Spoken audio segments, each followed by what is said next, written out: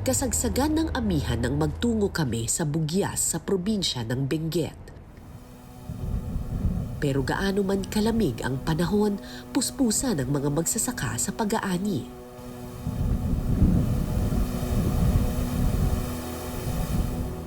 Papunta ako dito sa farm ni Jeneret. Isa sila dun sa mga pamilya na matagal nang nagtatanim ng mga repolyo dito sa Bugyas. 6 na taong gulang lamang si Jeneret nang matuto siyang magtanim ng gulay. Ang kapirasong lupang ito sa gilid ng bundok ang tanging pamana sa kanya ng mga ninuno.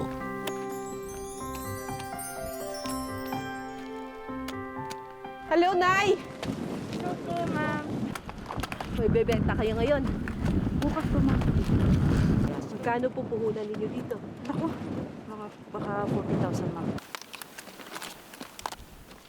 Para mabawi ang puhunang 40,000, kailangan daw nilang mabenta ang mga repolyo ng 20 pesos kada kilo.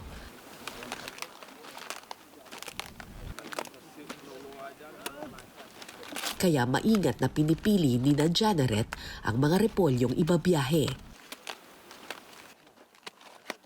Pero hindi lang ganda ng repolyo ang nagdidikta ng magandang presyo. Ayon kay Jeneret, sugal daw ang kabuhayang ito. Minsan, kahit gaano kaganda ang iyong ani, umuuwi ka pa ring lugi.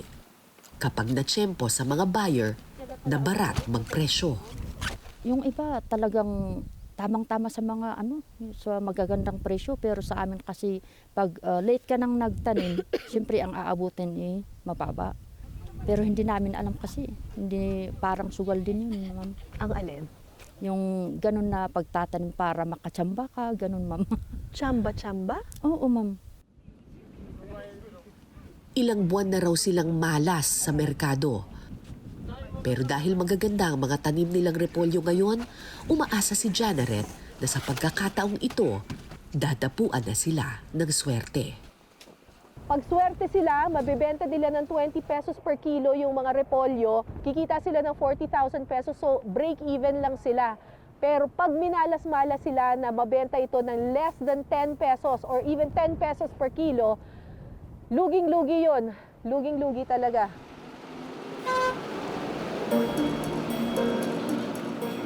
Halos 3 tonelada ng first class na repolyo ang ibabiyahe nila patungong La Trinidad Trading Post.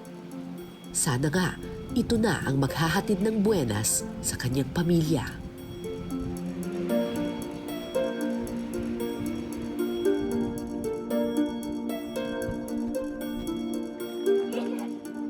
Bago namin iniwan si Jeneret, ilang bata ang nakita kong naglalaro sa taniman.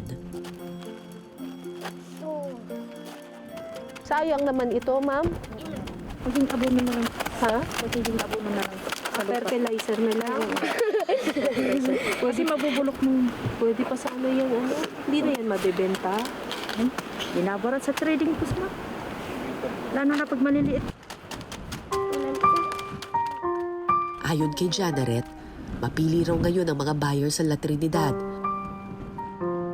Binabarat ang mga repolyo kapag hindi nakaayon sa sukat. Kaya imbis na ibenta, itinatapon na lang ito.